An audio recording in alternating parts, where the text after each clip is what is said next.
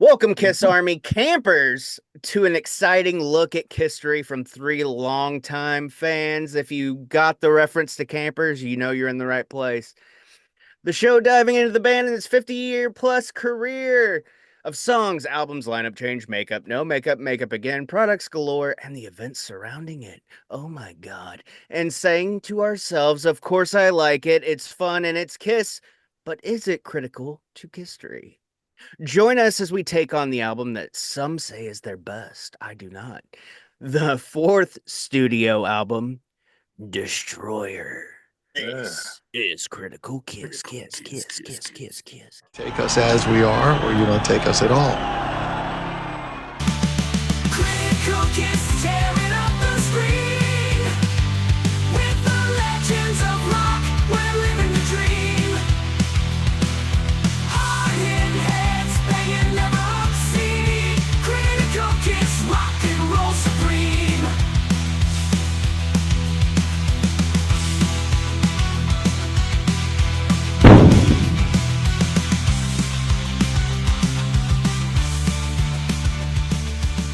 I'm Brant. I am from In My Head channel on YouTube, Instagram, Twitter, patreon.com. It's been a long day, kids. Yep. / In My Head. I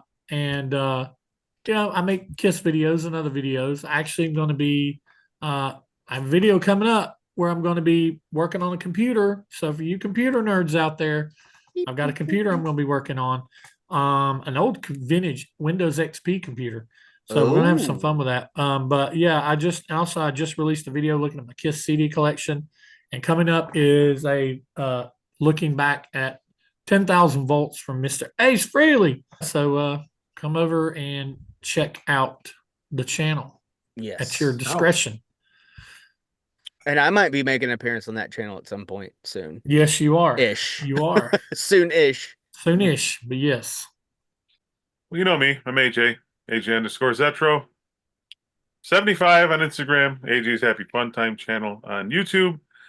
Kiss, horror, wrestling, whatever I want to do. So, and Cheers videos on Friday. So that's about it. I missed the videos that you made in your kabuki, your wrestling masks. When you gonna do some more of those? Oh, okay. Is that a request? Yeah. Luchador? Luchador Yeah. AJ? Yeah, All let's right. do that. Noted. There's you an idea, something to go back to. Got it. Yeah, I like that idea. But I love the Cheers videos. So follow AJ on Instagram.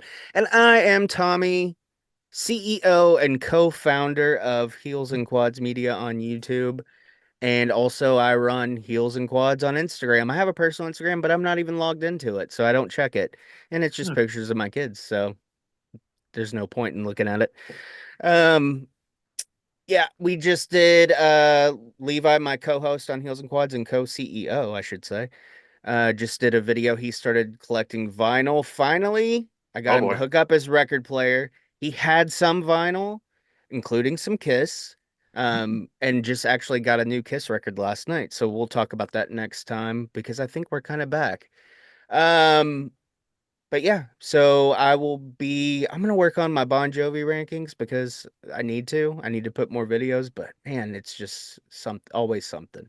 But yeah, so all that, but mostly Critical Kiss because this is kind of our cohesive baby that we like to talk about. And if you haven't already, make sure you subscribe to the channel. Please subscribe if you're watching these videos for the love of all that is unholy. Subscribe to the channel, like this video, comment down below, and tell us what you think of Kiss Destroyer.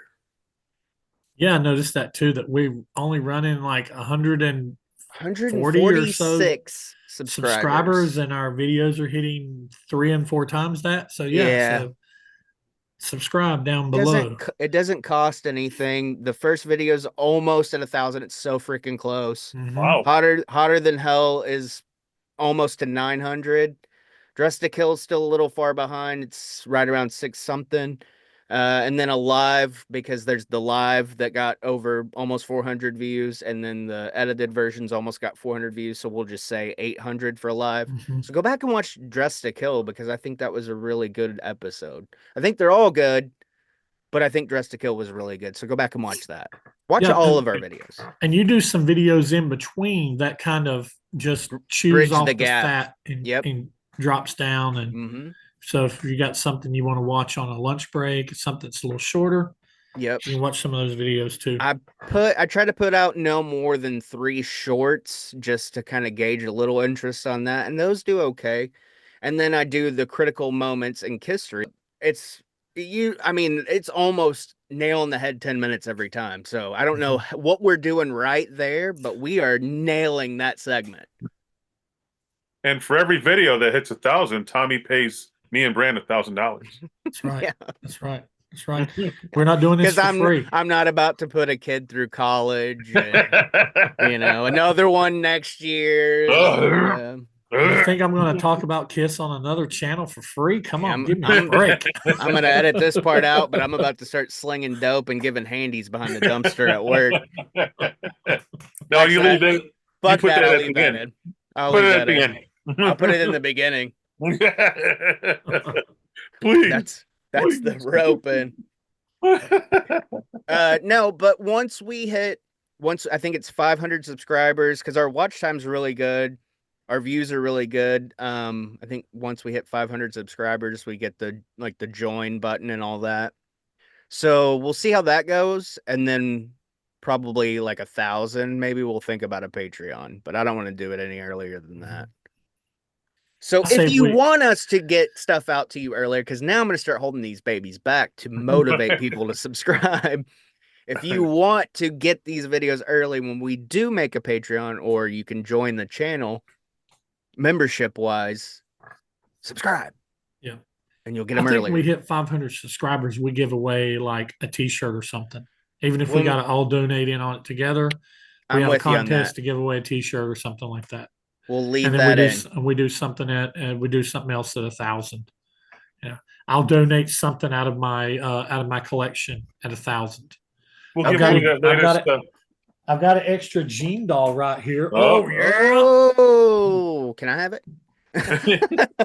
We'll give away the shirt that comes in that newest bundle, because it's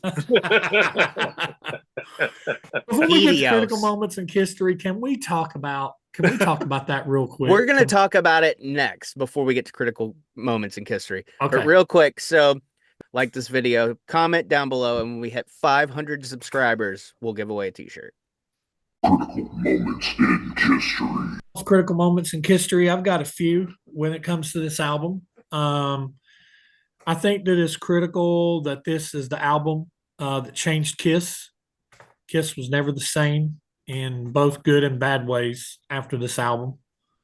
I think, and you can, if you know the history around this album, Which if you're watching this, chances are you do. Yeah, you're watching this channel, you should know the good and the bad that came because of this album. I think it's critical in that both Gene and Paul consider this as their best effort. I've never really heard Ace or Peter say that Destroyer they feel like is their best album. I'd say probably Ace. I think I've heard Ace say that he likes the first album a lot, but I don't know. I think it's critical that Beth was the band's first big hit. And I think that it's critical of this cover. The cover is iconic, and this is the first of 2 covers from Ken Kelly. So it's one of the covers be like, hey, if you want to know about Kiss, this is Kiss. So I kind of held back on a bunch of stuff this time around because I wanted to hear what you guys feel are critical about the album, the era, the band during this time. What's your thoughts are? I think you covered it. I mean, we I all hate when know. I cover it though. I mean, we all know. They wanted to take a different direction and with the production and stuff. So It's always very early on. I've had this one on 8-track, so it's been with me a long time. So I've listened to it a lot, and it's up there for me. But as far as the rest of them, I don't know. I'm never good with trying to like to to to say stuff like this. So I like the album. I like what they did. Some a little experimental stuff, but it's a good album to me. As far as critical moments that you didn't cover, and I always love this segment because Brant is just he's always so focused on the moments, and I'm just like sometimes he'll steal one, and I'm like, you son of a bitch. But this time of the band, Paul Lynde special, obviously. What bands were doing stuff like that at this time? Nobody. Yep. And in the Kiss circle, we've all seen it a million times. It's great to see Kiss with Paul Lynde, who hilarious, a fucking legend, Hollywood Squares, all that stuff. The Wicked Witch, like it's that shit's so cool. Like some people that aren't Kiss fans would probably be like, "Oh, that's fucking corny, man." Yeah, well, you're corny for thinking that because I think it's awesome. And they get to do 3 songs on the show. Um, I remember when I worked at Hastings, me and Rick talked about working there in length on our little chat that is on the Heels and Quads channel. Go check that out. Yes. We both worked at Hastings at one point, and I remember I worked at Hastings when the Paul Lynde special was finally released on DVD, and I Nice. snagged that baby. I mean, I paid for it, but I got a nice discount. Not the 5-finger discount. Also, on this tour, Kiss plays their first tour in Europe. That's huge. They were on want to say it was German TV, maybe Swedish TV, but they played in Turok City and Paul flubs the lyrics. I've shared the video before. And also they play their first stadium, Anaheim Stadium. Gene loves talking about that, and he's talked about it at length recently, the last few interviews I've seen. And he just talks about how well, I'm Gene Simmons and I sold out Anaheim Stadium. Um, and he's right though. Like 2 years after the first album, they go from opening at Coventry and Popcorn Club and all that shit to playing 3 people to playing 65,000 people at Anaheim Stadium with Uriah Heep, Ted Nugent, and Bob Seger opening. I mean, that's a hell of a fucking lineup. Yep. But yeah, just the mass appeal of this album. I mean, even before, like you said, Brant, with Beth hitting, before that, it was already selling 800,000 copies, 850,000, whatever it was. And then when Beth hit, it just blew up. Beth wins a People's Choice Yep. Award. Lydia Chris accepts. Goldie Hawn presented the award, which Goldie Hawn, what a fox. Still. But yeah, I mean, just there's so much that is going on in 1976, and the freaking craziest thing is this isn't even the only album that came out this year. There's another album that we're going to talk about next month. They were a juggernaut at this, and this is their first studio album that went platinum. Live went platinum, but this was the first studio album to go platinum. Now just stripping away all that, just looking into 6 times platinum, I believe. Yeah, which they need to redo the. Oh, they need their whole catalog needs to be recertified. Which I've heard reasonings why. Well, they've not done that. It costs money, and it costs money, and it sells more. They may owe more people that were actually involved in the album's money, but Kiss don't care now, so that would be up to Pop House. Yep. And I don't think Pop House cares.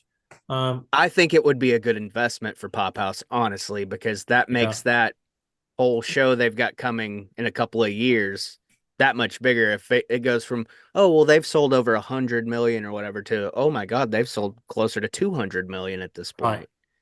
Right. Nobody really knows. Sorry, I'm done. But what do you think that they went? Do you think they went in the right direction with this?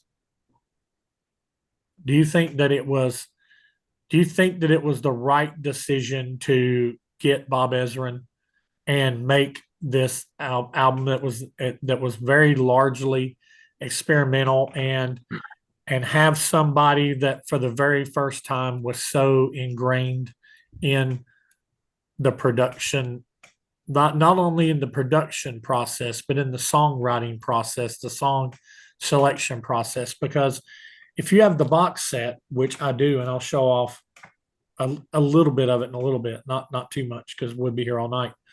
But Ezrin comes in, and Kiss had a bunch of demos, some that didn't appear until later on in different forms on Rock and Roll Over, on Love Gun, on Gene's solo album.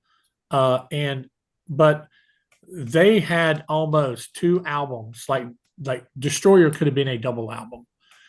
They would have definitely been, stealing some material that could have went to Rock and Roll Over, could have went to Love Gun, could have went to Gene's solo album.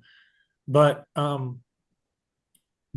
when you talked about Rock and Roll Over, to me, even though this album has some rockers on it, it doesn't rock the way the Eddie Kramer produced Rock and Roll Over and Love Gun albums rock. They are like in your face, 1-2 punch rock and roll albums, stripped down, piss and vinegar rock and roll albums, where this is frou-frou rock in a way, rock opera in some ways, and very much the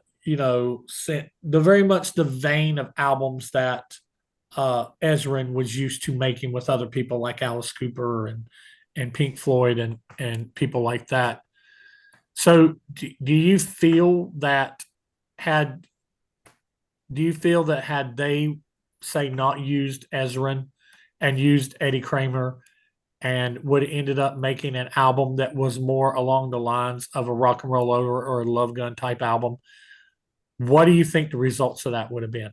Do you think it would have been, in your hypothesis, in your fantasy mind, do you think it would have been an album that is good as, not as good as, or better than Destroyer? That's a good question. I mean, it just Brent got all professor on us. I know, right? I love that. That was great. You can't do this on a Wednesday.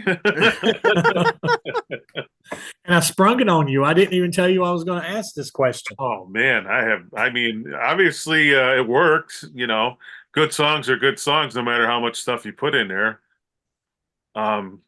Maybe that was the reason why they came out with another album so fast before you can think about if you didn't like it or didn't like all that stuff. Well, that's like the deluxe version. Here's like the standard version, the standard rock and roll version with Rock and Roll Over. I don't know. So maybe that was why, because there was probably no need to put another album out that close together, since this one was gaining momentum and stuff.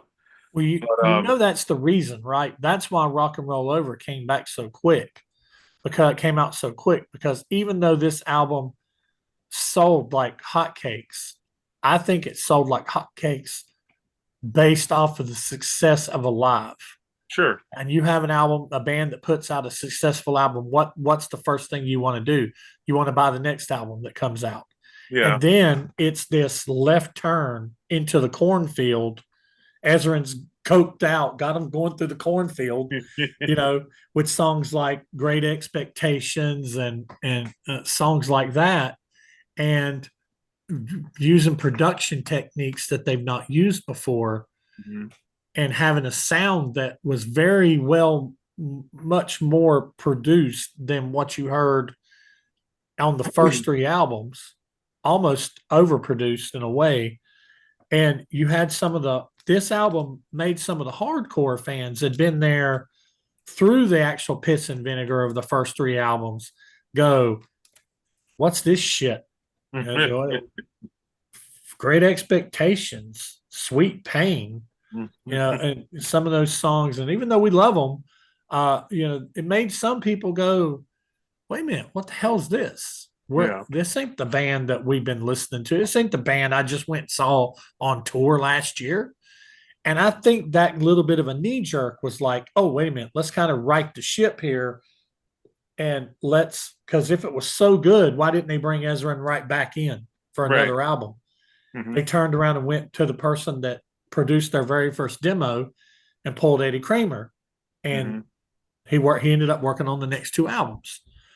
And those two albums are almost sister albums. They're so much alike. I can't hardly tell. If you tell me a song real quick, I have a hard time telling you if it's off of Rock and Roll Over or if it's off of Love Gun, because those albums are just basically just one double album to me. So does the band. How many So- times has Paul said this comes off Rock and Roll Over, and it's from Love Right. Gun? Right. Right. So, and like I said, those songs, if you listen to some of these demos, although Mr. Speed was not written at the time, I think it's called It's the Fire or something like that. It has that riff in it. It has that riff. So Don't You Hesitate but then you got some, I'm getting ahead of myself. You're good. But I just think that, me personally, and I answered this question basically so I could answer it. I want to answer it too, but you go ahead. No, you go ahead. You answer. Okay. So as far as Ezrin goes, look at what was popular at the time. He, like you said, Alice Cooper, Pink Floyd. You had Welcome to My Nightmare. You had The Wall. Another band that, wasn't done by Ezrin, but Queen, A Night at the Opera. These concept albums that are huge, massive, successful hits. Of course, Kiss is going to do something like that. And they were smart enough to do it. Now, like I said in the open, it's not my favorite album. Doesn't mean I don't like it. It's still ranked in my top 10, but it, like you said, it is kind of overproduced a little bit. There's a lot of bells, a lot of whistles, a lot of stuff going on, but it's the beginning of that super Kiss where you get and if you don't have the ear for it, you don't hear that piano that's playing the same riff as in Detroit City or whatever song. But if you really listen, you can hear it. Yeah. And it's there. As far as if they'd not done it with Eddie Kramer instead, I don't know if it would have sold as well, because I don't think Beth would ever made the record had Eddie Kramer done it. Yeah. Maybe we would have got Ace to sing a lead a little bit early, because I think Eddie Kramer had a hand at finally talking Ace into singing. But yeah, I mean, it would have eventually happened, but short answer, I think they made the right choice here, because this kind of made them, they were stars, now we're superstars. And like you said, Rock and Roll Over came fast because it was bam, bam, bam, Alive, Destroyer, Rock and Roll Over. Look at the Destroyer tour. They always talk about the Spirit of 76 tour. It's short as hell. Yeah. They went to Europe. They still had the Alive costumes. They came back to the US. They get the new costumes. And then Rock and Roll Over came out so fast and started that tour. And we'll talk about that next month. But it was so fast, they didn't even have time to get new costumes. Yeah. So, okay. Brent, you go. I personally, I would have liked to have seen what would have happened had they, I think this album was going to be a success. Rather, if regardless of if Ezrin produced it or if Eddie Kramer produced it, I think it was going to sell very well, basically because Alive sold well, and I think it actually, if Eddie Kramer would have produced it and pulled some tracks off of it, and I do think there was a possibility that Beth could have been on the album, because Ezrin was the one, Peter had been shopping this track around to Gene and Paul, and Gene and Paul were basically nixing it. And Ezrin was like, no, we're going to do it. I think Eddie Kramer has that type of producer mentality with them, because Kiss respected Eddie Kramer a whole lot too, because they were stoked. This guy worked with Hendrix. Mm-hmm. So, if Eddie Kramer would have been like, I think putting a ballad on there will add a little bit of a texture and a little bit of difference to it. I don't think it would have been the overproduced strings and all that. strings and all that. Probably It would have been acoustic, probably would have been right? acoustic, and probably would have been acoustic, and which is fine with me because, like AJ said, a good song is a good song. If you craft it properly, there's different ways of arranging and producing songs. But if it's a good song and got good bones, it'll work. And the unplugged version's really good. And the unplugged version's real good.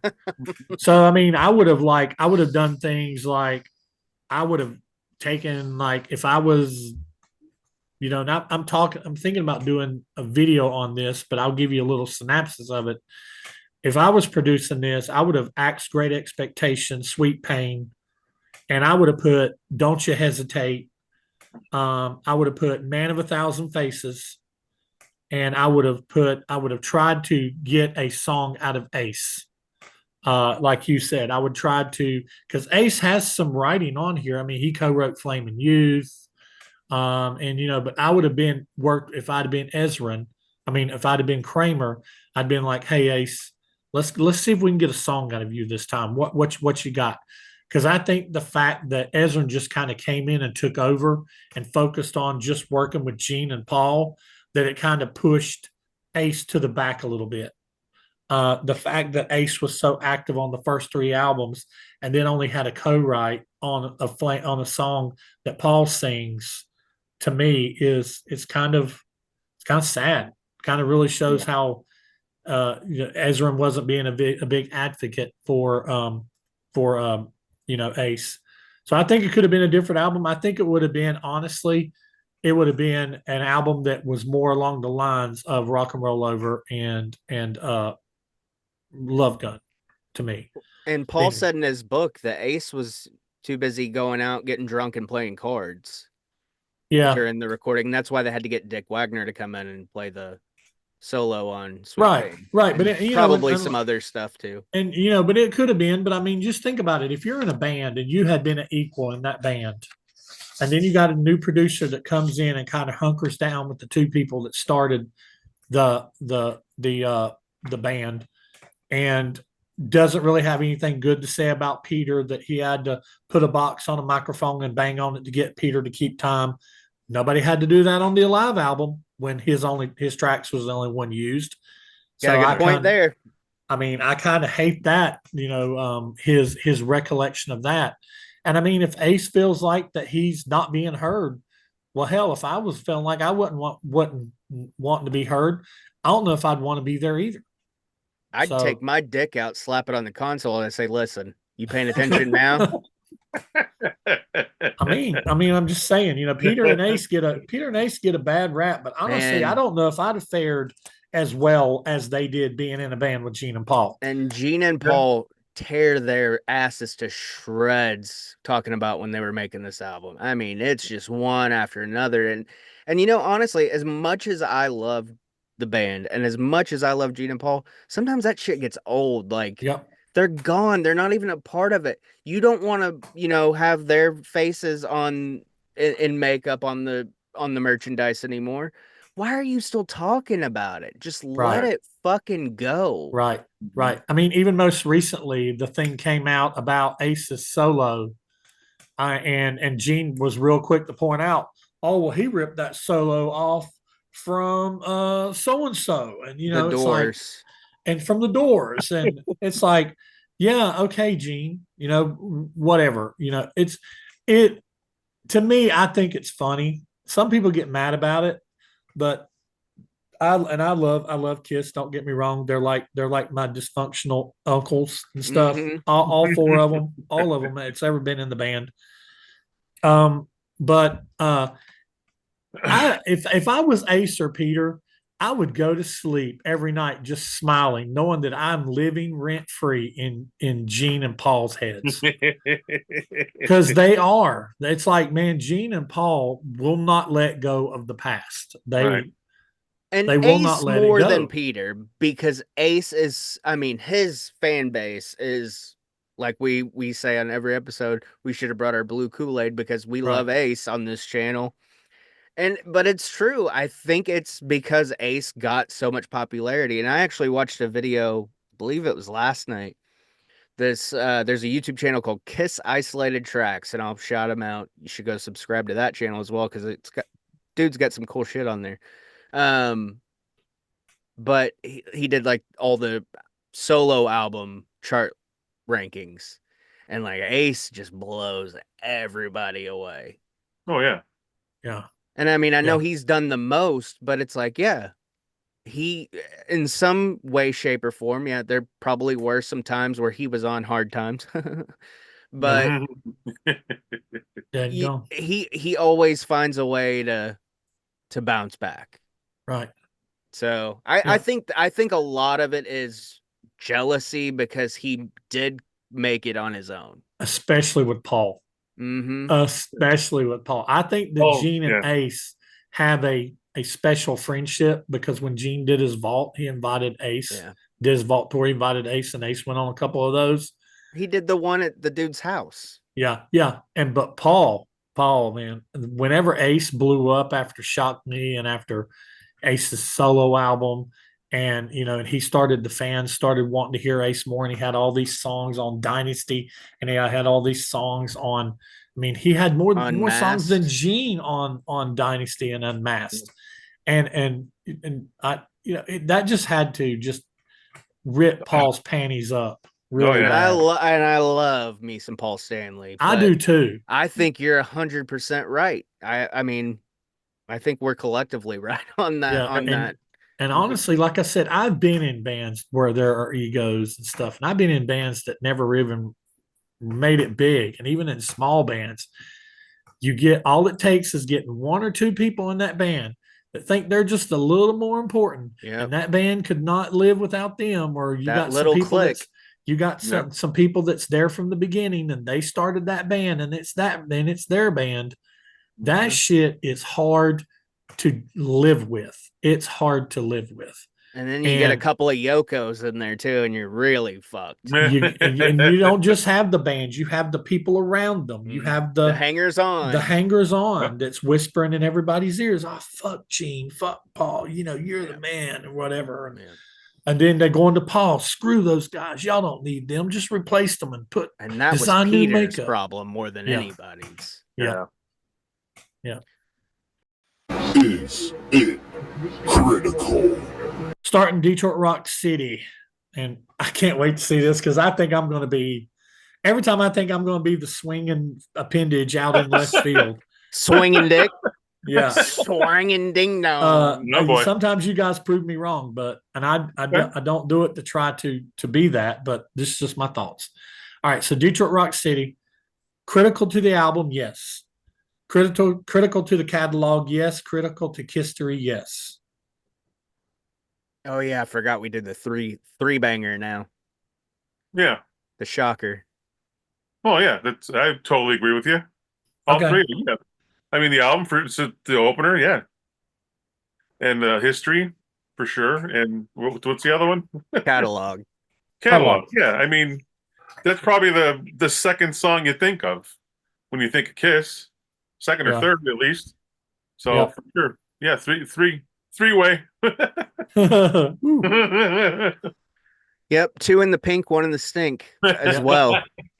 I mean, critical to the album, of course, it's the opener. The Gene Simmons, and today in legislature, blah, blah, blah, blah, blah. And then you get a little bit of Rock and Roll Night from Alive, and then this album couldn't have opened any other way than Detroit Rock City. Although I do find myself at the point now where I kind of fast forward. That part was really awesome. Oh yeah. Now I'm just kind of like, all right, just get, I know. Yeah. That's part of that overproduction that I just, I'm kind of over it now. Really cool first time hearing it, but then it's like, all right, been 45 years. I wish they would have given it its own little track. Yeah. Right. Yeah. So it's like track 1, and actually Detroit Rock City's track 2, but it's the first full song. Yes, agreed. And you could just title it like The Crash or something. Yeah. Or the the intro. Or just intro, yeah. Catalog, yes, because it's on every greatest hits compilation that's ever been made, including some that aren't Kiss, like 70s Classic Drive or some, It is a driving song. Yeah. And critical to history, of course, because no matter what, I don't think there was ever a tour after this came out that they didn't play Detroit City. Even through the 80s, I think they always played Detroit City. Right. All right. Track number 2, King of the Nighttime World. Critical to the album, yes. Critical to the catalog, no. Critical to history, no. Okay. I say the exact same thing. The album, yeah, I like the way it goes right in. It's kind of like We Will Rock You and We Are the Champions on Queen. It's just like Yeah. I wish they would have kept them together. And those Yeah. what are those other two Journey songs that always play next to each Yeah. other? Yeah. There's 2 Green Day songs that always play together too. Yeah, it's like I wish they would have kept with that. But for the album, I like it on the album. But as far as the other two, no, I'd say no on both of them. Oh. To the album, yes, absolutely. King of the Nighttime World is honestly my favorite song on this album.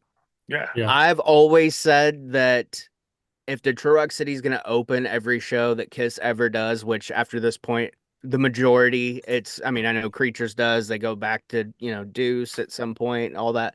But the majority is Detroit City. If they're going to open with Detroit City, the immediate second song should be King of the Nighttime World. That Exactly. feedback, Mhm.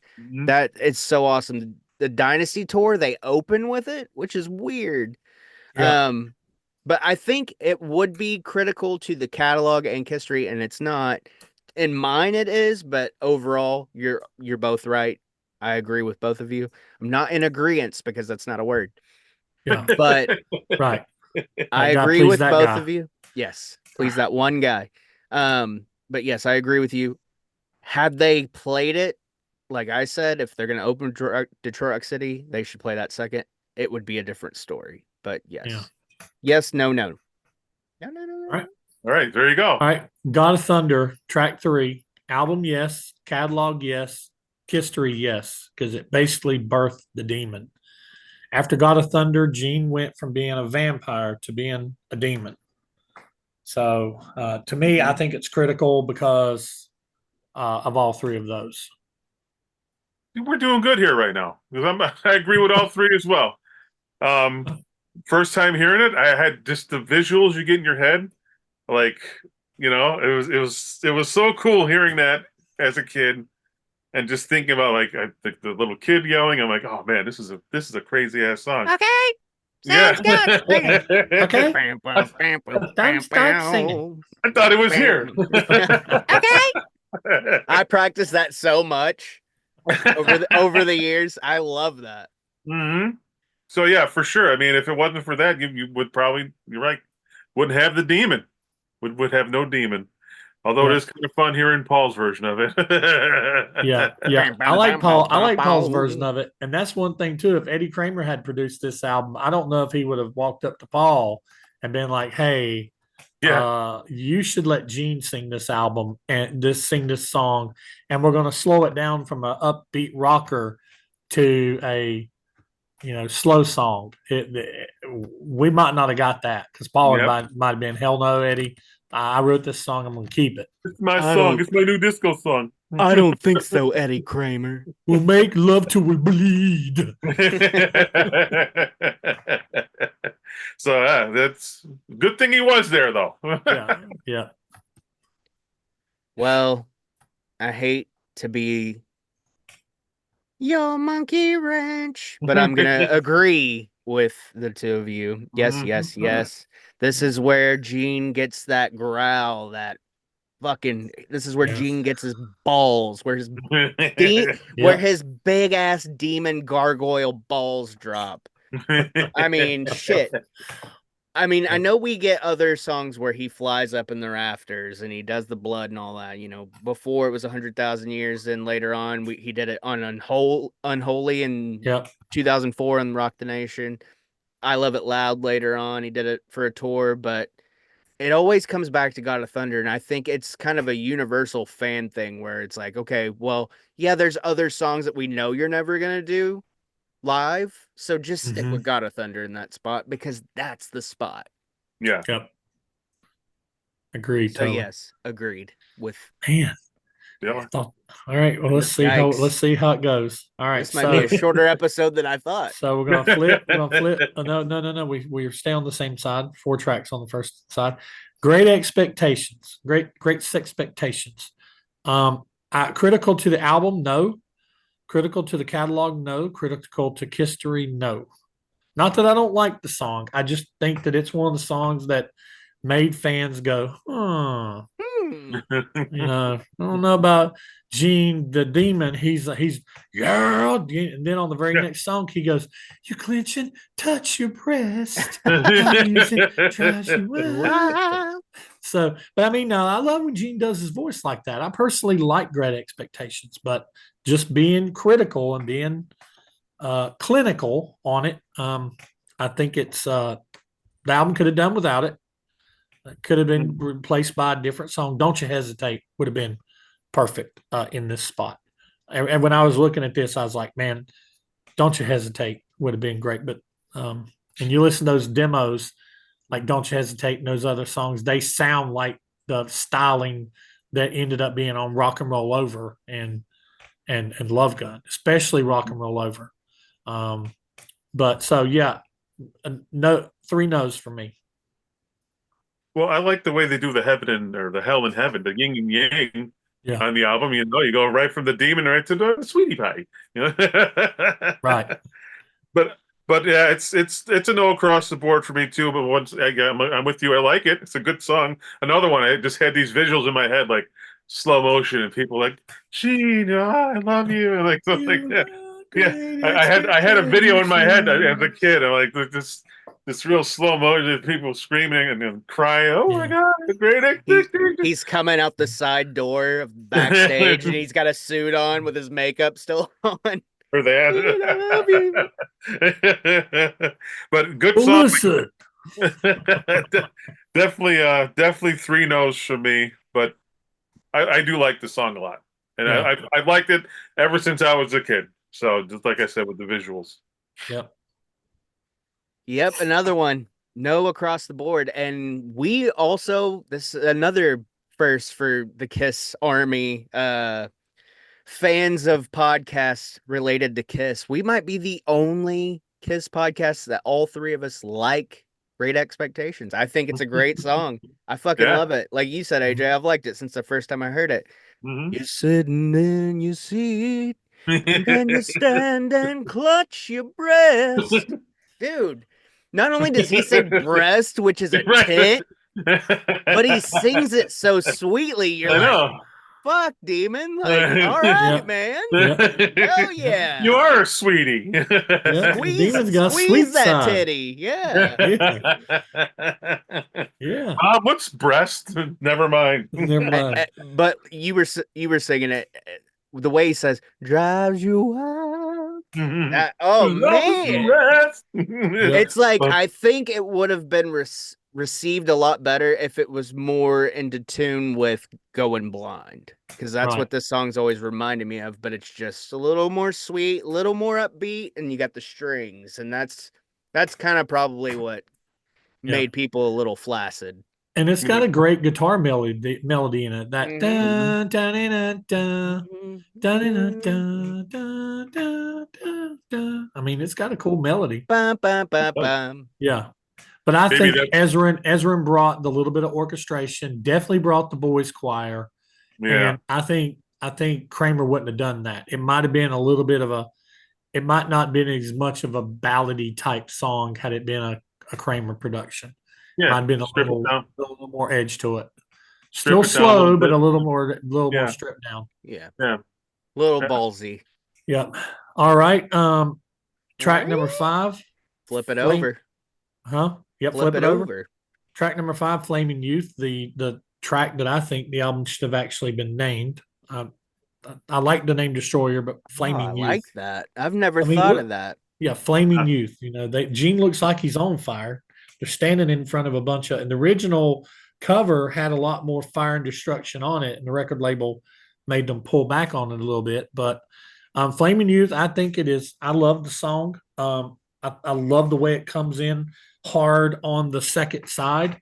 But critical to the album, I think so. Critical to the catalog, no, it's kind of lost in the catalog. It's a deep cut. And critical to history, no. So another song I think that Ezrin'd up a little bit too much, the little Kolobi that's later on in it and everything. I think that even though as Kramer might have put in a breakdown, I don't think it would have been to that extent. Yeah. Is that what you call it? I just call it a merry-go-round. Yeah, whatever. I don't know what Kolobi, That's what I think of. whatever. I don't know what it's called. Colonoscopy. The little monkey, the little I just think very carnival-y. yeah, very carnival. Yeah, it's like all of a sudden now we're on a damn merry-go-round. Flaming youth will set the world on. Higher, higher. I love that part. And then that riff that he stole from that riff from Mad Dog. Which is a throwback to that's the only part of this album that sounds like the first three albums. That riff, that Mad Dog, that riff could have been on one of the first three albums, which I like that it throws back like that. But yeah, it's a yes, no for me. Same me. Yes for the album. No. Unfortunately, I wish they would have played it more. I wish it would have got more exposure, or more usage out of it, because I like it. It's a good song. Like I said, I don't really skip anything on this album. Honestly. Yeah. But yeah, it's a yes, no for me. Me as well. And this is my second favorite song on the album after King of the Nighttime World. I got to see them play this song in 2018 when I took my kids to see them. And even though I don't like surprises and knew the set list before, because this was just one of those short tours before a cruise, I was still like a kid in a candy store, because I'm like, oh yeah, it's Destroyer, but fuck, it's one that I like. And it's one they don't play very often and haven't played really since 1976. And even then, they didn't play it the whole year. So it was cool to see it. And when they played it, they had the video montage of the early years, and Ace and Peter were involved. So that was it was the last Kiss concert I saw, because I didn't see him the last few years. But so that was my little send off, was I got to see Flaming Youth and that little tip of the cap to Ace and Peter, which was nice. So they didn't superimpose the other guy's face on it. No. Like they had the scene of in the video where they're getting off the Kiss jet, and Paul's got that big coat with the feathers on it. Yeah. Yeah, I love that. And yeah, so this is another one, and it was a single. It was the second single, right? Shout It Out Loud, Flaming Youth, Detroit Rock City, Beth. That's the way it goes, I believe. Yeah. So it didn't catch fire, and I really don't know why. I don't know why. There's a lot of people that just really don't like this song. Yeah. Same with the next song, but yeah, that's great. As far as Flaming Youth goes, yes, no. Sweet Pain. I like Sweet Pain. Like I said, there's not really any song I don't like on this album, but Sweet Pain for me is I don't think it's critical to the album. I don't think it's critical to the catalog. I don't think it's critical to history. And if I was pulling an Eddie Kramer, I would probably pull this song and put in like Man of a Thousand Faces off of Gene's album. The solo or the demo of Man of a Thousand Faces is a lot heavier than what appears on his 78, his overproduced and over bunctuous 78 solo album. But the demo kind of rocks. So I would have took Sweet Pain off and kept the Gene song on there and put Man of a Thousand Faces. But it's a no for me. We're doing pretty good here today. So I like the song. Gene and them damn gospel singers that I always have. He's always got to squeeze them in back then to whenever he could. I think he was just trying to get laid. be honest with you. And boy, did he ever making this album. Where are the Pointer Sisters at? We need them in the background, but Anita. but I think something. If it wasn't on the album, I would miss it. And as far as the catalog and the other, no, 3 no's for me. But I don't skip it either. I like it, except I just get a little irritated with the gospel singers. But I expect that from Gene in that time, 76 to 78, 79. Yep. So 3 no's. Damn. At this point, I think I don't know if we're gonna have any differing opinions. I love this song. I don't know where the hate for this song comes from. Sweet pain. This song is fucking awesome. It's but- about BDSM. It's about violence. Yeah. Ugh. I think it's cool. I not like that there's part where he anything goes- wrong with that. I love the part where he goes, "Yes, you do. Yes, you Yes, do." you do. Like just How? I can picture him You doing got that to king love face, me. you know, with the little thing. Yeah. It's like, he's like, my leather's tied around me. I mean, he's talking about, I'm gonna tie you down. I'm gonna beat the crap out of you. You're gonna like my sweet pain. And my whip is what was it? My whip is always beside me or something. Yeah. My whip. Yeah, my whip is on. Didn't follow it up with nothing to You lose. want You the got a hell same of a thing pair there. every day. Teach you love in a different way. Yeah, it's such You'll a cool learn to song. love me. But yeah, I mean, yeah, the album. I mean, I don't think the masses wouldn't miss it if it wasn't there. No, And I it's a think deep. It's a deep track. I think even Kiss fans that don't like it, if for whatever reason they Destroyer anniversary 49 this year, this episode is dropping on the 49th anniversary of Destroyer. If they put out a box set today, the day of release, and they took Sweet Pain off, Kiss fans would be pissed. They're like, what the fuck? Now you're taking songs off albums? You're remixing them, changing the covers. Now you're taking songs off? What the fuck? Yeah. But then they want to bitch. They're like, I don't really like this song. Right. Well, yeah, you got to have it complete though. Yeah. I'm a completist. That's right. That doesn't mean I like it. Leave it as is, even though Like- the song sucks. Like me with Hot in the Shade. I Yeah, really like it, but I need it. right. I see it all the time with the horror community people. This album, this movie is shit. I hate this movie. Worst movie. Here's the VHS. Here's the DVD. Here's the Blu-ray. Here's a special edition Blu-ray. Yeah. Here's the box. I thought that movie was shit. Halloween. I gotta have them all though. Halloween 3 through 6. Yeah, I gotta have them. Gotta have them. Right, gotta have them. Gotta have all editions of it. All right, so I think I may twist a little different on this one. I want to see what you guys think. Oh This is boy. Shout It Out Loud. Mm-hmm. And like I said, I like the song. Shout It Never Out have Loud. to hear it again.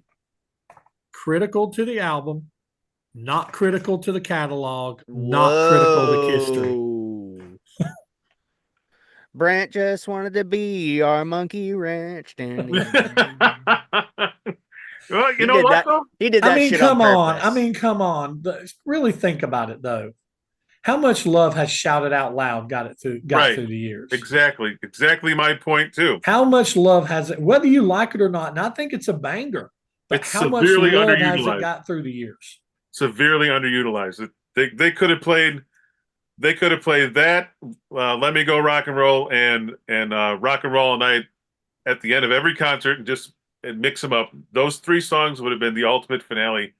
But for some reason, it's great in the live too. You know? It ends alive too, Right. Because they chose And it not to do- charted. The live version charted Yeah, higher than the studio version. Yeah, I'm with you for the album, sure, but the other 2, not really, because they didn't do anything with it. They didn't. It's so severely underutilized, and I don't know why, because they were trying to make another Rock and Roll All Night, basically, and to me they did. And it would be great if there's your encore. Those 3 songs, there's your encore right if there. you walk up to not a hardcore but a casual Kiss fan and say, first verse, shout it out loud, go. Mhm. Oh yeah, no way they know No. the verse. Right, I know. You don't know, well, the night's begun and you want some fun. Do you Think you're gonna find it. Think you're gonna find it. What's the next? You got You to gotta treat yourself like number one. Do you you need to be need to be reminded? reminded. Need to be reminded. It doesn't matter what you do or say. Just But forget again, to think it. that you oh. We can't do it any other way. I'm just Everybody's got saying, to rock and roll. it's a Everybody? great song. It's a great song. Woo! It's a great song, and it's a Right. shame. It's a It shame is. that they did not. Let's take it on the road. It's a shame that they did not use it more than they did. Right. I ain't even looked at Kiss or Set List FM to see how many times it was played, but I bet you it's down there. It probably had a resurgence of some love on the reunion tour, but after that or before that, I don't think so. No. So that's why that was my reasoning for album, most definitely. Catalog, I'd lean to no. And history, no. Right. No. Yeah. If it didn't exist, it's not going to change anything. Right. To me, to history is if it didn't exist, it changes something. And shout it out loud, don't change anything if it don't exist. It's a damn shame. Damn shame. Yeah. I'm gonna disagree. That's fine. It's okay. I'm across the board, 3 yeses.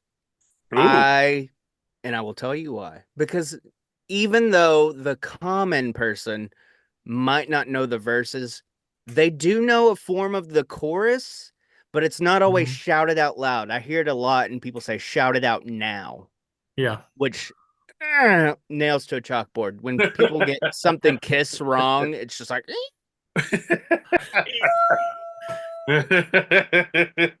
Like I just ate something sour. But like I said with Detroit City, it's on like every greatest hits. Yeah. Yeah. When they did Greatest Kiss, they did the video from Tiger Stadium. You are the best. And when I remember getting Greatest Kiss on cassette when it came out. And I mean, I was still in my tennis racket phase. I would play my tennis racket, and my little sister had a little cardboard drum kit that I made for her because she loved Peter Criss because of Beth. Nice. But we would put on concerts, and that was my opening song. Was that version of? And I mean, I was 10, so and she would have been 4 for Christ's sake, and I got the kid drumming on cardboard.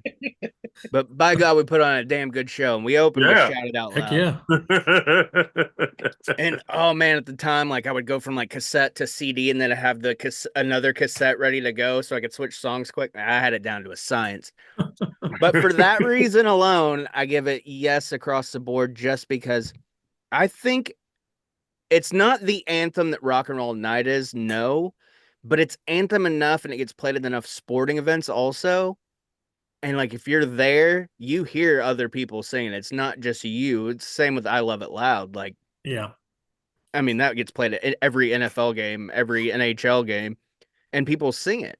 And I think that alone, that and the greatest hits compilations gets it a yes across the board for me. Mm, Okay. All right. So track number 8, nice. Good luck, Beth. everybody. It's okay to be wrong. That's right. I'm used to it at this point. You're out number 2 This to is 1. episode what, 5? Yeah.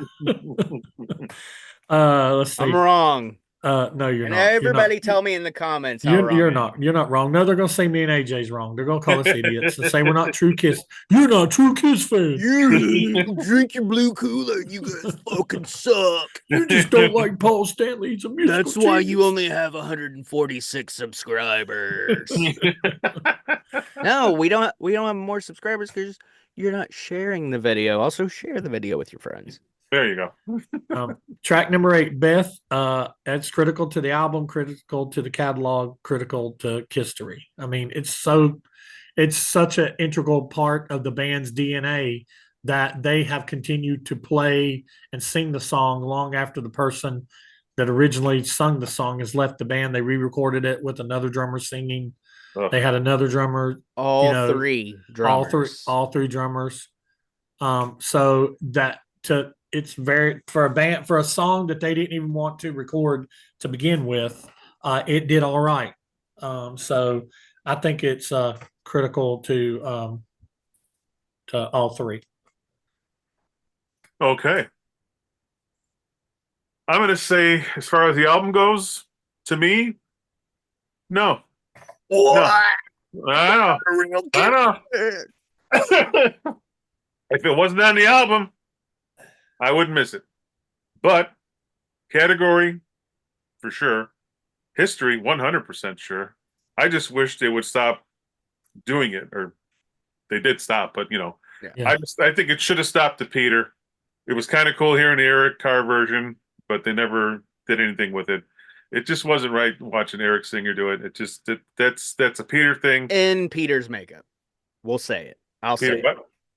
What'd you say? I didn't hear you. In Peter's makeup too. So Yeah, right. I mean, it always rubbed me the wrong way. It was simple before. Pete would sit in the box with the rose and the microphone and the playing overhead, and they have Eric Singer. They wheel out this fake piano. It's like, ugh, like just leave it, let it go. It's if they didn't play it live without Peter, I would have never been like, oh man, how come they didn't play that? Right. No, Yeah. no, That's about as sacrilegious as, and I think even the other thing that they did that's even more sacrilegious is Tommy Thayer in Ace makeup singing "Shock Me." Right. I Get saw the that fuck too. out of here. That You tour, should've- I just saw Flamin' Youth. I saw Tommy do Shock Me. It was You should have just wild. left it. Just let it. Just chalk it up as a loss, guys. That would have That been. is Ace's song. Damn it! Those quote unquote. I mean, Beth was a bona fide hit. Shock Me to me is a hit, but Yeah. it's a Kiss hit. Yeah. Yeah. Let Eric Singer Yeah. sing out of Thunder too. What the shit, you know? Oh So, man, yeah. could you imagine the outrage real quick if they had Eric Singer play Little Caesar? Oh God.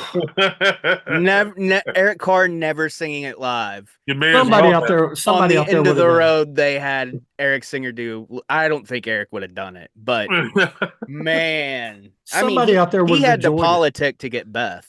Mm. He wanted Somebody to out do it. there. Somebody out there would have enjoyed it. Somebody out there Yeah, had been I'm like, sure. "Oh man, that's so cool! It's a perfect homage to Eric and Yeah. to Eric Carr." Somebody out there would have done it, or would have liked it. That'd been like if they had Tommy sing Bruce's "I Walk Alone."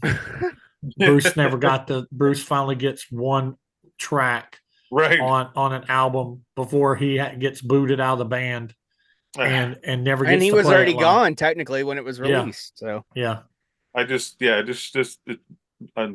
on the album, but two definitely the other ones. But yeah, I just can't imagine lugging around a fake piano for a guy to fake play. yeah, Yeah. Shouldn't even be singing it. To be honest with you. Yeah. it was weird. It was cool the first time I saw a video of it and the piano, raised up and whatever. And then the band came over and stood by. That was kind of cool the first time, but I was like, after that, I was like, all right, that's enough. And cooler if In they a lot would've of people's been on fire. opinions, and in my kind of sorta, although I did enjoy the final show I went to, the last few years of Kiss with Eric and Tommy in the band, no disrespect towards them, but the last No, few I years love with them touring in the band, it was almost like you were watching 50% of a tribute band and Right. 50% of the original band. And if they were going for that aspect and going for the nostalgia of it, then why not if you're going to have Eric sing Beth, just have him do it the way Peter used to do. Set him a Right. stool out there, give him a Mhm. bunch of roses, and have Yeah, him come okay. out there and sing it and throw roses out. Then you've got the true nostalgia act going on. Yeah. Mhm. You're doing everything else that you used to do, breathing fire, going up into things, spitting blood, wrapping the microphone around your neck, smashing guitars. You're doing everything that, having Tommy shoot off flares like Ace used to do. So you're doing 100% of the nostalgia act. Why not just do that? But they didn't lug a piano out there for Peter to play because everybody knew that Peter didn't know how to play the piano. Everybody knows that Eric didn't know how to play the piano. I mean, even if he does, he wasn't a real piano. I hope it was just cardboard. I'd hate to lug that. Thinking like lugging it every night. I'm sure it was like a lot of bands do, and it's just a shell of a piano with a keyboard on it. Yeah. Empty. It's what I think I got one angle of a video where I could see. But yes, Beth across the board, yes. Like I said, a woman's way into Kiss. Oh yeah. Let's call it what it is. Oh yeah. And that's what it was. It was opening a door to a new fan base, a new piece of the fan base. I don't mean that I'm in sure any female attendance derogatory went up. way. Mhm. But every lady in my life has always loved that song. Even my Mhm. aunt, who's super religious and told me that Kiss was a devil band and a Knights in Satan service and all that horse shit. She even told me, she was like, "Well, I do like that Best song." And Yeah. I'm like, see? "Okay, I like well that then Beth song. you've completely canceled out exactly everything you Yeah. just said. So I just mean, well, stop." cool. You really like the fifth verse that they cut out where he came back to her house and they offered her up as a blood sacrifice to She was to actually a Beelzebub. virgin, and That's that was right. She is his a virgin. that was his ticket. Yeah. Beth, I hear you screaming. But Beth, I know you're bleeding. He was always really quiet. He was a nice guy, a good neighbor. But Yeah. it's a shame what happened. Yeah. All right. Final track. I'm not even gonna bother with the very end thing. Final Yeah. track, Do You Love Me? Critical to the album, yes. Critical to the catalog, yes. Critical to history, no. So I have a yes, no. I like Do You Love Me? I love that beat. I'm a drummer. I love that beat. And I love the swagger pulse. You really like money. Mhm. And I like when they play it live and he would let it was like the call out in the echo. You really like limousine. You like the way the wheels roll. I like that. But I think it wasn't big enough to make it into, it was a big enough influence on history, but I do think it was big enough to be yes for album and yes for catalog. That was my favorite song on it when I first heard it as a because I did love that drum intro and I never really heard anything like that before. And I remember specifically having my Peter Criss down moving his foot. For the album, yes. Catalog, yes. History, I don't think so. I don't think so because it doesn't seem to be loved as much by them. But when they do play it, it's awesome. But it's a good closer. And little footnote on that whatever that ending thing is, whatever it is. Rock and roll party. Rock and Yeah. roll party. I remember my mom yelling at me. She's like, "There's something wrong with that tape," and I thought there was too. I'd be like taking it out of the 8-track. I'm like, "What the hell's wrong with it?" Like put it back in. Like this, it's not even on the album. Like, what is this? And she's like, "There's something wrong with it." So Sounds freaked like us it's out. melting. It's Yeah. demons. It's demons. It's releasing demons like, into the yes. atmosphere. It's like I always think of that as like Terminator 2 when he puts the thumb up at the Yeah. end and he goes down. So it freaked us both out because we didn't know what the hell it was, and it wasn't written down on the 8-track. That's for sure. But it's a little funny story. Didn't they change the name of that? Didn't it used to be called like Demons in Hell or something? And then they changed it to Rock and Roll Party. I hope so. I think it used to be called something like that, like Demons Oh my- from Hell, or I don't know. I hope so. I'll go yes to the album because it is a great closer. Drum beats fucking kick ass. It's a good little sing along. Mhm. My favorite part, you like my 7-inch dramatic pause. Leather heel. Leather heel. Yes, there it is. That's the way you rope me in. He's laying And the then seat for I just want to fuh. Yeah. I just want to fuh. And then the da na na na na na, your backstage pass Yeah. and black sunglasses. Yeah. Love that part. Yeah, It- that's It is awesome. a badass way to close an album Yeah. and to end the song, that little outro. Yeah. But Mhm. Yeah. Good And tonight, I man. love it live. I think that was another one that they, you know, Destroyer always had like that core group that got played, especially from the reunion on. Yeah. There was Mhm. always Yeah. like at least 4 or 5 songs that would get played. You would get Detroit Rock City, you would get Shout It Out Loud, you would get God of Thunder most of the time. You would get Do You Love Me quite a bit. They played it on the last tour. Um, what am I missing? Beth sometimes.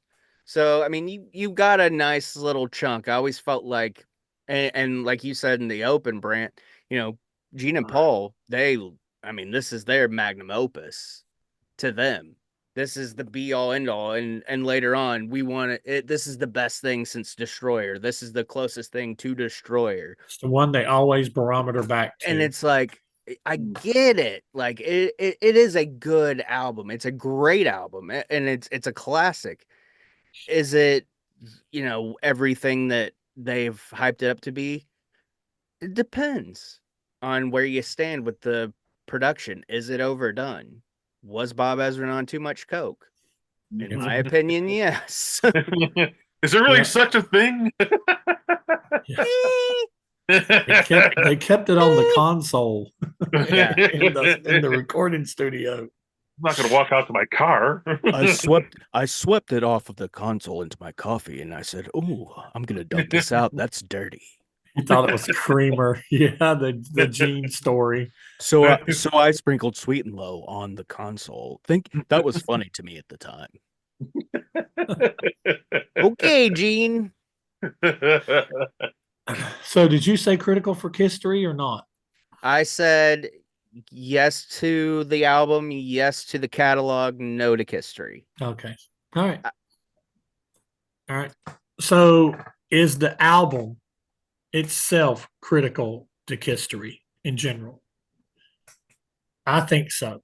I mean, it goes without saying that this album is critical. It's got so, like you just said, it's got so many songs on it that have been played live so many times.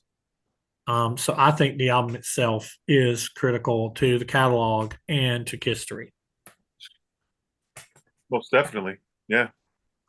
They started going up and they just kept going up more with this. So Yes. definitely. 100% absolutely critical. I think with the addition of Sweet Pain being played on the cruise, every song has been played live at least once.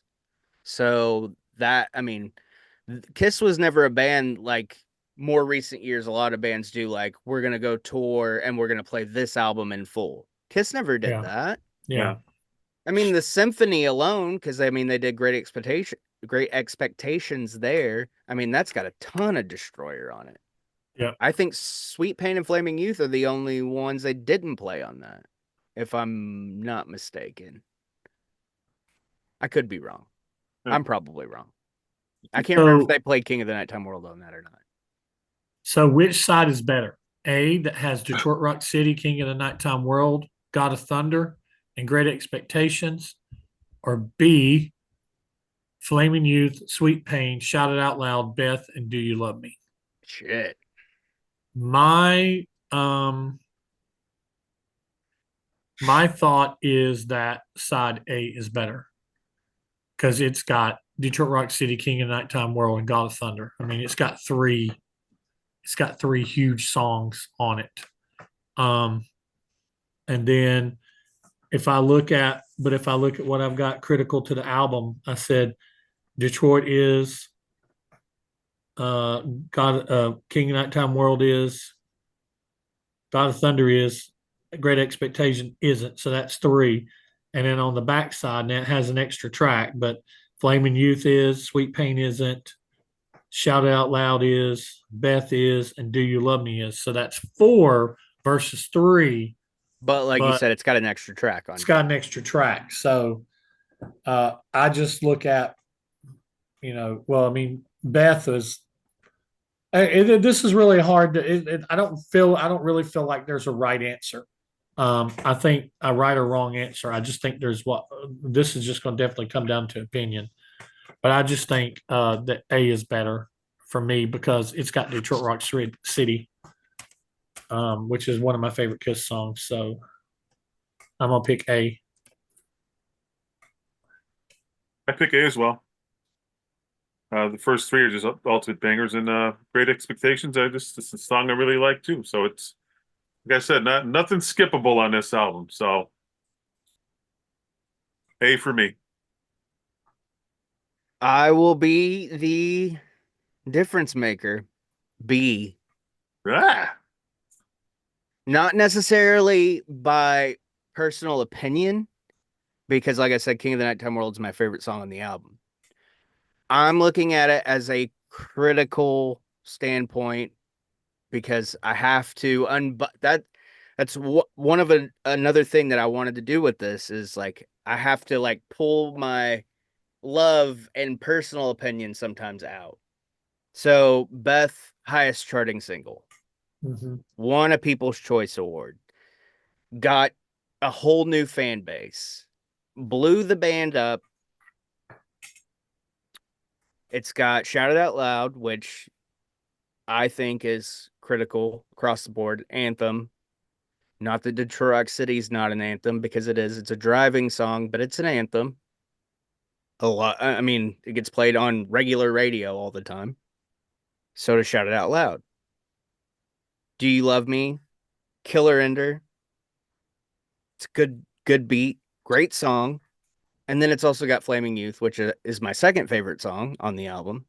Good song. Sweet Pain, like you said, doesn't really need to be on it. So I look at it like it's basically Sweet Pain versus Great Expectations in the end. But then Beth just kind of takes it over that edge where you're like, you got to weigh it.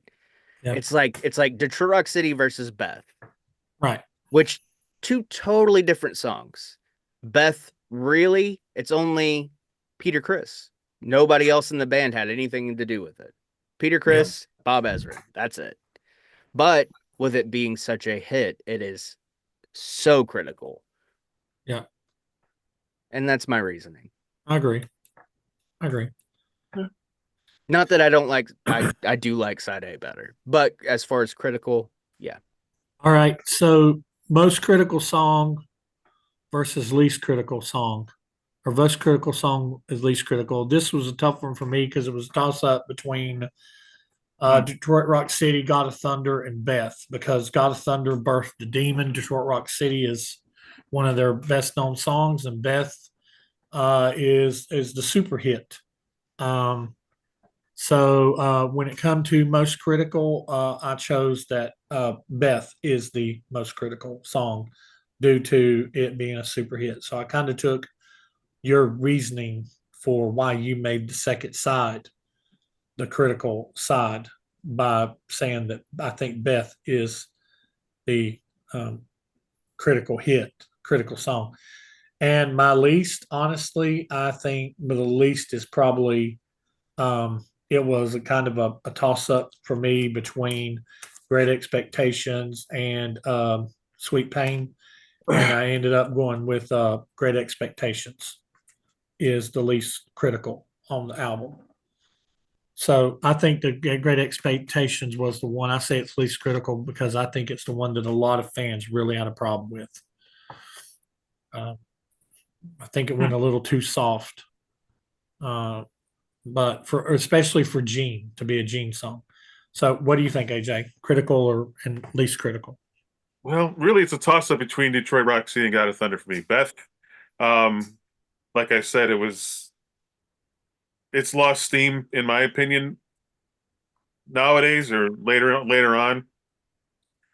So I'd probably go God of Thunder because it did a lot for Gene. It did, and it's still held up through all the years. It's still cool, and it's still there for me. So Right. I'd go with that, and yeah, I'd go Great Expectations as the least one, even though I do like the song, but like you said, it's a little soft, it's a little out of place, but it's still good. But yeah, it's least to me. Okay. And I'm agreeing with Brant on this one. Beth and Great Expectations. Beth, like I said, it's just crazy how massive that song, just a ballad. But this is like that kind of that precursor to the power ballads that we get in the 80s. Beth and Dream On from Aerosmith, and Love Hurts from Nazareth, of course, which was actually a cover. But this song like became a massive hit, and all through the 80s, what did all the hair bands do that kind of followed in all the hair bands were inspired by Kiss to be in bands and glammy and all that. So they all had power ballads. That's what broke them on MTV. Motley Crue with Home Sweet Home. They had the Crew rule where they couldn't play videos over a certain amount of times. And then Great Expectations. It's another ballad. It's Gene. I love the song. I think it's cool as hell. But as far as being, it's like, okay, well, this is 1976. You're a rock band, a shock rock, glam rock, whatever you want to call it. Two ballads is probably too much for them. And to have the Demon sing this beautiful choir orchestra song is just, it didn't make sense for the album.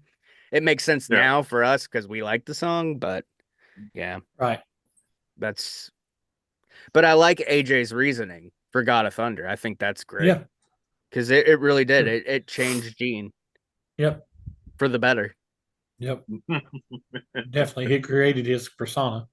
Mhm. He'd been trying to go with a dark, spooky persona from the very beginning, and he was definitely, more of a bat than a vampire. You actually see some of the early promotional stuff, and it calls him a vampire inside of like the originals or something like that. One of the cards says that, and you saw that in magazines and stuff. But he after God of Thunder, he wasn't a bat anymore. He was full on. He was demon. Yep. Okay. Yep. What I'm going to say here, you can either choose to keep in the episode or you can choose to cut it out and put it maybe on like a little standalone thing. This just this real short thing before we get into merch. Have you ever heard the story and the theory that this is a concept album and you can actually go through, it actually tells the story of the person that dies in the beginning of Detroit Rock City. It basically tells the story. Detroit Rock City is like, it's like the synopsis of what it's going to be. He's on the way to the show and, oh my God, he's going to end up getting killed. And then you go into the second song, he's the king of the nighttime world. And that's like at the concert, King of Nighttime World, he has great expectations of that evening. And then he's the flaming youth. And just as you go through these tracks and even all the way to the end where it's the thing at the end, it's like that is like people have said that's him in hell. He's in hell now, and it's the rock and roll party and the demons of hell party or whatever. I've actually heard that several times, that you can actually listen to this album and reimagine it and conceptualize it as a concept album that tells a story, kind of like the Elder does. It makes total sense too. It does. It really does. It's like Welcome to My Nightmare, Alice Cooper. It's like it tells that story of what's his name, Steven or whatever in the story, something like that. Yep. Yeah, I totally see that. But yeah, so leading into merch, I have the remasters CD that's open. I have the 45th anniversary that's sealed, and I'm suffocating it, AJ. I have an 8-track cassette, or 8-track, not an 8-track cassette, but 8-track. And it's weird the way it does. It's like Detroit Rock City, King of the Nighttime World, God of Thunder, Great Expectations, Flaming Youth, Shout It Out Loud, Beth, Sweet Pain, Do You Love Me? Did they mix that up any? Yep, they Detroit Rock City, King of the Nighttime World, God of Thunder, Great Expectations, and then Flaming Youth.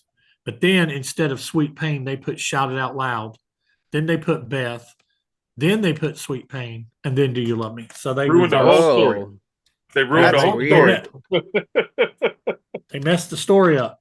Yep, And then I'm going to show these real quick. I'm not going to go into detail, but I have a bunch of vinyl. This is a original press. Nice. I will pull this out real quick just to show that it's a blue letter. It's got the shout out loud on the back of it. And where is the end? So it's Oh, a wow. blue label, silver letters. And it's in pretty decent shape. It plays really good. And then I have sealed a 2014 180 gram sealed. I have this is some special version. It is a limited edition, and I don't know what it is because it's never been opened. But it's limited edition something. It's probably colored vinyl like gold or red because it says a limited edition right there. I think it's the red or the gold the red or the orange version. It don't have a hype sticker on it. And then I've got the 45 that's Beth on the A side and Cool. Detroit Rock City on the B side. It's funny because when they released Detroit Rock City, Beth was on the B side, and then when they whenever they released Beth as a single, they just basically flipped the sides and put Beth on the A side and Detroit Rock City on the B side. Huh. And I also have There you go. Resurrected, Mhm. sealed. Resurrected. I sealed. didn't say this when we were talking about the album, but after listening to that over the last couple of weeks, I almost prefer that version, honestly. Resurrected. Yeah. Resurrected is nice. I like the mix on Resurrected. And I don't own it, and I have it in my cart right now. And I love that Buy cover. it. I love all the Yeah. fire. I wish we could have got that background, old school costumes too. You know, he redrew the new costumes on there. And then I have this is actually open, so I'll show it if you want me to. This is the 45th anniversary vinyl, and it has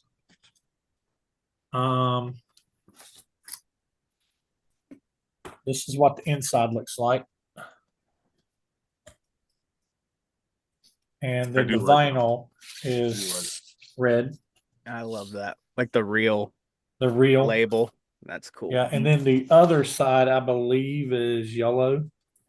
And this has a book in it. This has basically a shortened down version of the book. That's the hardcore book, or the hardcover book. But it has like pictures and stuff in it. And it's got like on the back, it's got like the tape number and stuff like that. And then the front, The work album. order, whatever it's called. yeah, the front album looks like this. And it is yellow, I believe. Yeah, it's yellow. Yep. So there's that. I'll put that back together later. There is, I believe that one is red because this is the orange Walmart exclusive. And this one is sealed as Yeah, well. I see it all the time and I never grab it. Yeah. And maybe I should get that one next time. I this go to was my Walmart. placeholder. This was my placeholder for the longest time because you see, if you look at it, the cover's in really bad shape. Yeah. But I Gives it think that character. the vinyl wasn't in the greatest shape, but this is another blue label. That's or an original. blue, Yep. silver, like my other one is. It's in better shape. And I've got another 45 here. This one is this one's Sweet Pain Oh, wow. on one side, and Shout it shout out it out loud on the other. loud. Nice. And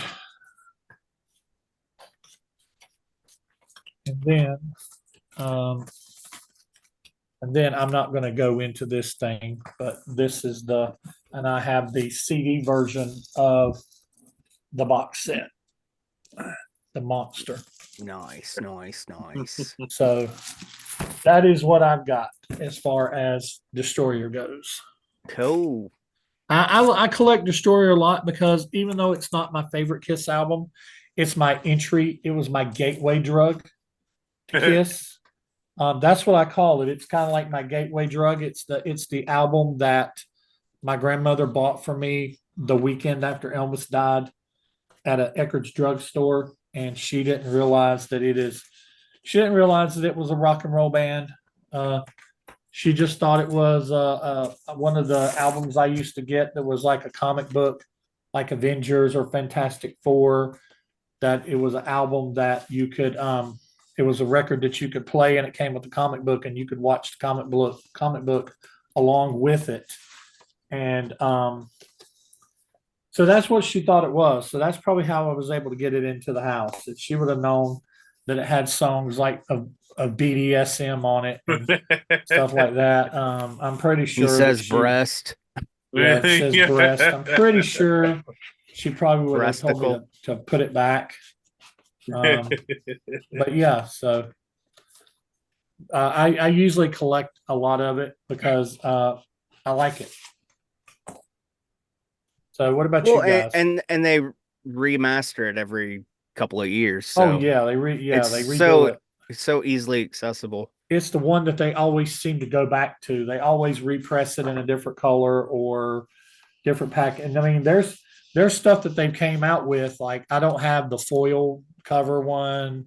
They've done pressings of it since I've bought some of these. I didn't buy a whole lot last year, but I'd say probably the last one that I bought out of all these was probably the 45th anniversary box set and the 45th anniversary vinyl that I showed. That's the red and the yellow to go along with it. Those are probably the last versions of this that I bought. AJ, Oh, I'm a minimalist, man. I got that same box set, but the CD version, which I'm not going to drag out because I don't have the strength right now. And just the 45th anniversary vinyl. That's it. I don't even have the original an old one or nothing like that. I never had it on anything but that 8-track, so I never Yeah, great track.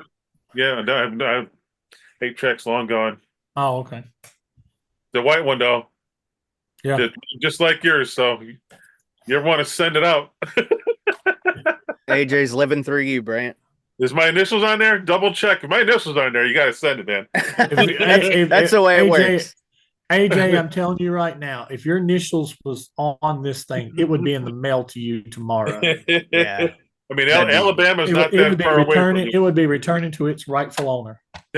Alabama's not that far away because it was last made the trip to Alabama, and my mom got rid of it somewhere. So that's it, though. That's all I got. All right. And then I have, it's not an original press. I thought for the longest time it was, and then by God, you get stuff like Kiss My Wax and Kiss US vinyl reference and all that stuff. You find out what you really have.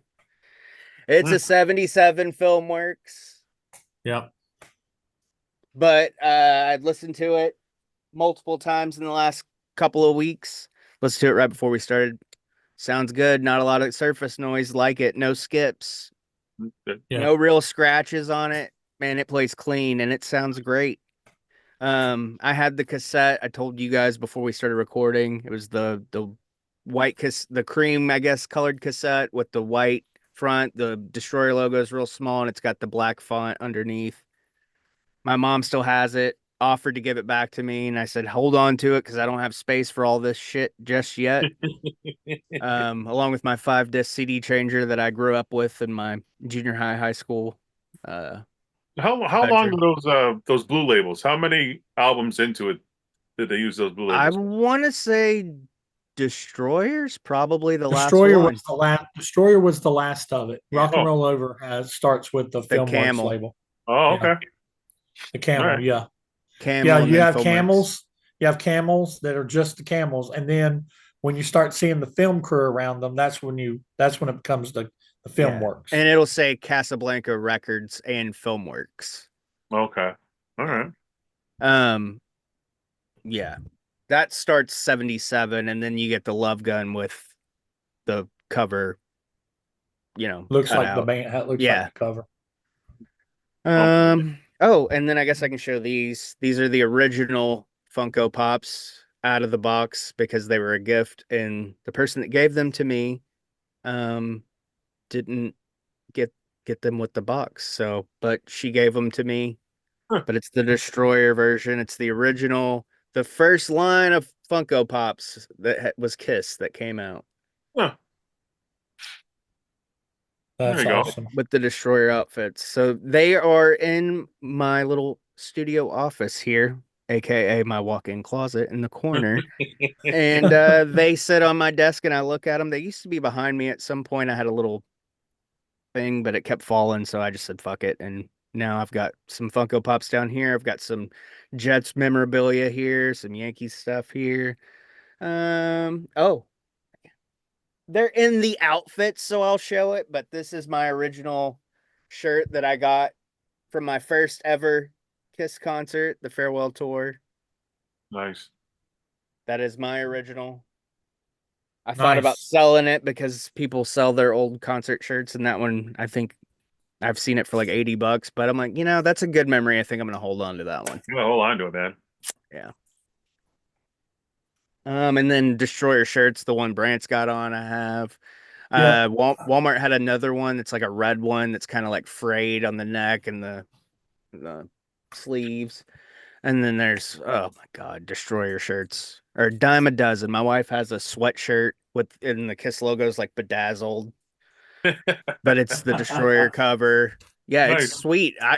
I would wear it, honestly. It's like a teal color kind of. Nice. Really nice. Shout out to Forever 21. They got a couple of mentions in this episode. Forever 21, if you want to sponsor Critical Kiss, There you go. email the show criticalkiss@gmail.com or DM us on Instagram, criticalkiss1. For sure, for sure. I could have swore that I thought that I had. I thought you had a puzzle, a Destroyer puzzle. I do have a Destroyer puzzle, and I thought that I had the. This is my poster from that concert too. Cool. I thought that I had the half speed of the Destroyer? but no, the half speed. The half speed is Creatures. Creatures. Yeah. Come on down. You're the next contestant on The Price is Right. There you go. Oh, yeah. Wow. That's Yeah. Another one in 3 pieces. Yeah, this is the one. When I bought it, it came like this. It came already put together Don't drop in it. like 3 big pieces.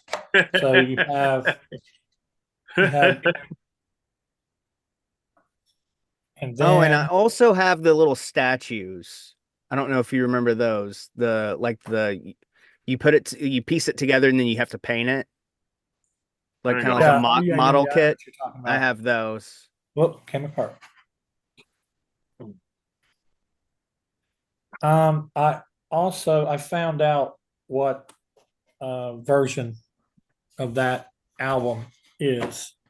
I looked up the UPC like you were trying to do, and it is this. Okay. It's the Kind of red. like a red splatter. It's the red and black swirl. Yeah. Yeah. Nice. And I think forgot. that came. Uh-oh. AJ's got something. I forgot I had a puzzle too. Hey! Yeah. All glued. I forgot about that. Actually, I think I have a spare one too. So there you go. I do have Nice. stuff. Yeah, I've been buying some puzzles. I have that puzzle, and I have a puzzle of the Alive album. I have a puzzle of Rock and Roll Over, and I have a puzzle of Kiss Dynasty. And I'm going to put them together and frame them. Put them Yeah. together and frame them. And I'll probably glue those except for this one. My daughter's showing me a way. She frames a lot of posters, a lot of Mhm. posters that she puts together. And she says there's a certain kind of frame, a certain kind of way that you can frame it where you can frame it and hang it on your wall and not have to like paste it. Oh, okay. So Well, I know how clumsy I am, so I glued it. yeah. Smart. Yeah. And there is actually a break in it, so I already screwed it up.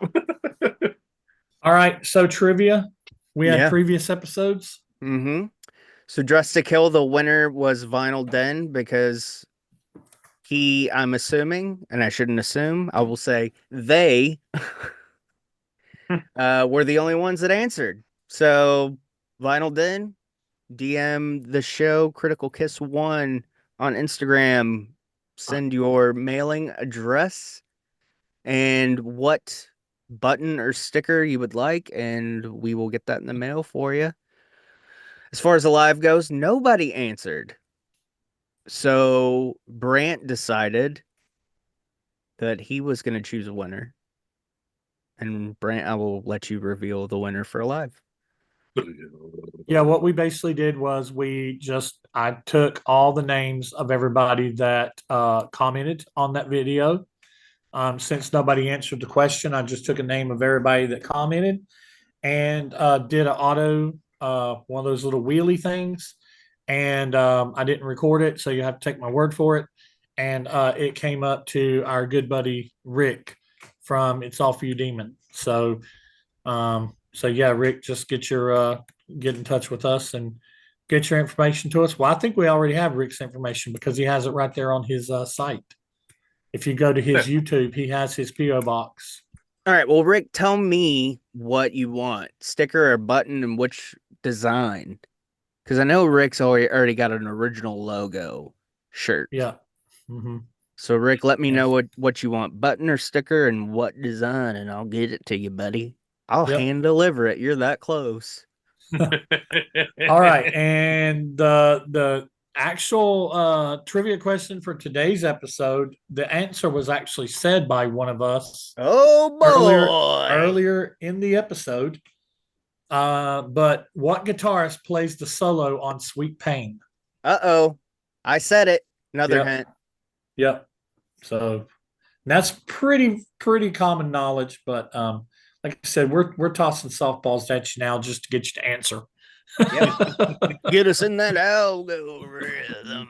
Yeah. Boy. Yeah. All right. So, yes, comment that. Make sure you subscribe to the channel. We love you. We love that you're watching. We love that you're consuming all of these watch time hours for us because we love sharing our love of Kiss and we want you to share it. So comment. Please comment. Tell us what song you think is most critical, least critical. Go through the whole fucking track list if you want and tell us exactly the way we do it. Tell us how you do it. That's stuff that Kiss fans should be sharing, not who's your favorite member and why did they say this and why didn't they say that and shit that we were bitching about, but you bitch about it too. So we're just doing it in a different form. Yeah, and make sure you share this if you know other Kiss fans and you don't think they've watched the channel. It's nothing but love, nothing but fun. We all consume other Kiss channels, other Kiss podcasts. I don't dislike anybody in the Kiss community except for, a certain person with the last name that begins with the letter G, and I think I speak for all of us in that situation. Ooh. Oh boy. Where did the time go? Oh yeah, we've almost been recording or been here for 3 hours. I gotta eat. So next month, another 49th anniversary album because we've done the 50s already. So next month we will be discussing the follow-up to Destroyer. Another one that a lot of people, it's their favorite Kiss album. Rock and Roll Over. I have no tattoos, but I've always wanted that album cover as a tattoo, and I know a ton of people have it, but God, when all my kids are gone and I get to the funds to actually afford a nice tattoo, I'm getting that baby on my ass cheeks. So yeah, Sweet. thank you for joining us. I Yeah. am once again Tommy at Heels and Quads on Instagram, Heels and Quads Media here on YouTube, and yeah, to AJ Thanks. Good seeing you. _AJ Zetro Yeah. 1975 on You know Instagram. it. You know it AJ's Happy already. Fun Time channel. Yeah, yeah, you know it. Come on. It's all, you know. If you don't know, that's fine. Put a link in the bottom. Yeah, it'll be in the description. Click it if you want. If you don't, yeah. Hey, my Hey. fungal. Hey. I'm trying to do my sitcom, pose.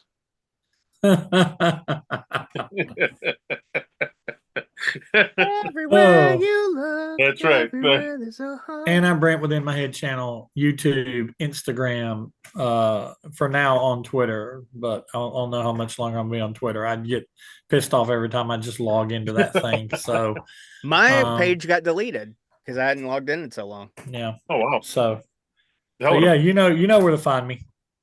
Yeah, buddy. All right. Thank you guys. We love you.